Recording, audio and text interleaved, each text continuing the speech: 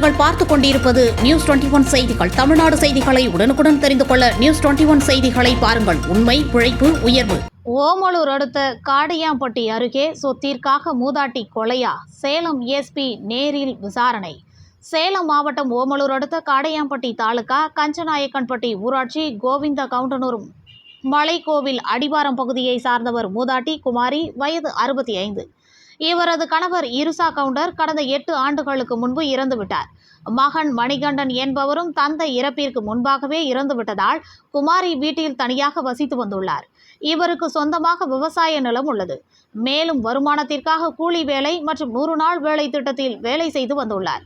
இந்த நிலையில் மூதாட்டி குமாரி அவர்களது பக்கத்து வீட்டை சார்ந்த நீலா என்பவருடைய வீட்டிற்கு மாலை மற்றும் இரவு நேரங்களில் டிவி பார்ப்பதற்காக செல்வது வழக்கம்.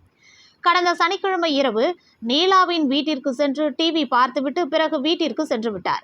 அதன் பிறகு அவரை யாரும் பார்க்கவில்லை என கூறப்படுகிறது. இந்த நிலையில் நேற்று காலை குமாரியின் பக்கத்து வீட்டை சார்ந்த நீலா பாட்டியை தோட்ட வேலைக்கு அழைத்து செல்ல வீட்டிற்கு சென்றுள்ளார். அவர் சத்தம் போட்டும் மூதாட்டி வெளியே வராததால் வீட்டினுள் சென்று பார்த்துள்ளார். அப்பொழுது துர்நாற்றம் வீசிய நிலையில் மூதாட்டி குமாரி இறந்து கிடந்துள்ளார்.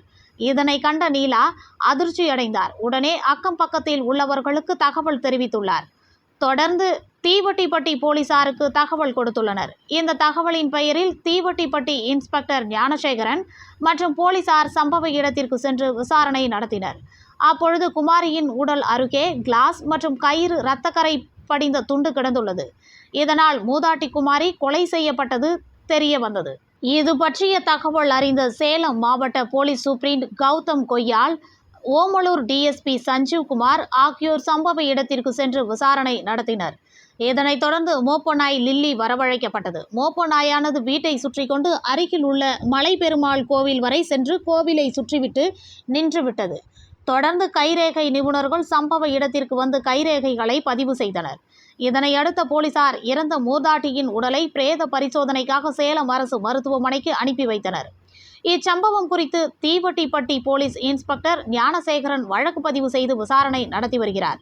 மூதாட்டி குமாரியின் கணவர் மற்றும் மகன் ஏற்கனவே இறந்துவிட்ட நிலையில் அவரது சொத்தினை அபகரிக்கும் நோக்கில் கொலை நடந்துள்ளதா அல்லது நகை பணத்திற்காக கொலை செய்யப்பட்டாரா அல்லது வேறு காரணங்கள் உள்ளதா என்பது குறித்து தொடர்ந்து விசாரணை நடத்தி வருகின்றனர்.